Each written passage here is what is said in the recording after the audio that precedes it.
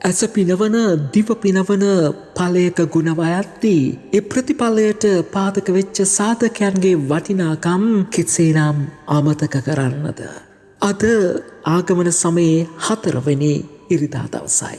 ක්‍රිස්තු පත්තියට ඇඟිලි ගැනමින් ඉන්න මේ මොහොතේදී ඒ ක්‍රිස්තු පත්තියේ මහා ශාක්‍ය භාවය ගැන කතා කරද්දී ඒට පසුබිම් වෙච්ච හැඟවිච්ච සමහර කරුණු කාරණා අපි මෙනෙහි කිරීමට අවශ්‍යයි.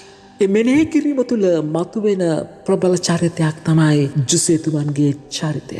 එදා දෙවියන් වහන්සේ කන්‍යාවක් තුළින් මේ ලෝකයට ගැලුම් කාරතැනන් වහන්සේව බිහි කරන්නට සැලසුම් කරද්දී ඒ සැලසුම දැනුම් දුන්න වෙලාවේදී කිසිම පිරිමියෙක්ගේ පහසක් නොලැබ ශුද්ධාත්ම අනුහසින් තමන් ගැබ් ගන්නා බවට සැලකල සිටි අවස්ථාවේදී මේ නාසරතේ මරියාවන් කියන කාන්තාව ඇගේ නිර්භීතකම තුළ දෙවියන් වහන්සේ තුළ තබන විශ්වාසය තුළ ඒ අභියෝගය එහි කියා පිළිගන්නවා. නමුත් ඇගේ එහියට කිසි වටිනාකමක් නොතිබෙන්නට තිබුණා. එදා සමාජ වාතාවරණය තුළ කාන්තාවක් පුරුෂයෙක් නැතිව ගැබ් ගන්න අවස්ථාවේදී ඇය අනාචාරයේ හැසිරෙච්ච කාන්තාවක් ලෙස හංවඩු ගැහිච්ච නිසා ලෝකයට ඇත් තව කාන්තාවක් විතරයි. ලෝකයා දන්නේ නැහැ දෙවියන් වහන්සේගේ ඒ මැදිහත්කම තුලයි ඇය කුස දරන්නේ කියලා. ලෝකෙ ඉදිරියේ ඇය අනාචාරයේ හැසිරෙච්ච කාන්තාවක් වෙනවා. නමුත්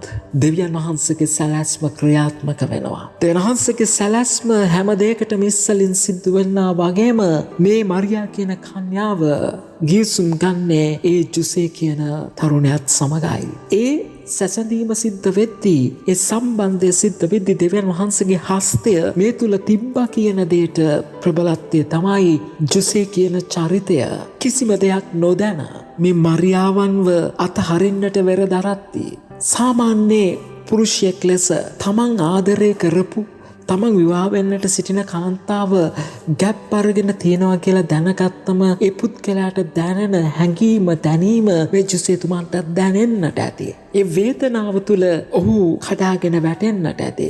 නමුත් ඔහු ධර්මිෂ්ඨ පුද්ගලයෙක් වෙච්ච නිසා අපිට කියනවා ඇව ප්‍රසිද්ධියාමන් කරනවා වෙනුවට ඔහු ඇව රහසේ අතහරින්නට සිතුවා කියලා.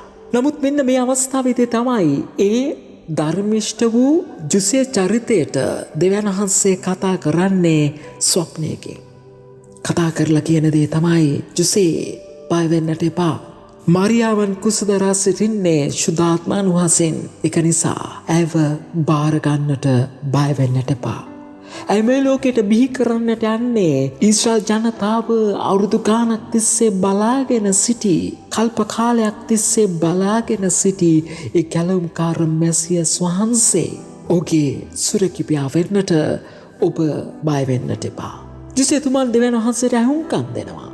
මනුෂ්‍ය මට්ටමින් තේරුම් ගන්න බැරි දෙයක් වුණත් විශ්වාසය තුළ දෙවියන් වහන්සේට අහුම්කම් දෙන ජුසේතුමන් මරියාවන්ව බාර ගන්නවා. ඒ තුලයි මරියාවන්ගේ ඒ කන්‍යා පිළිසිඳීමට රැකවරණයක් ආවරණයක් ලැබෙන්නේ.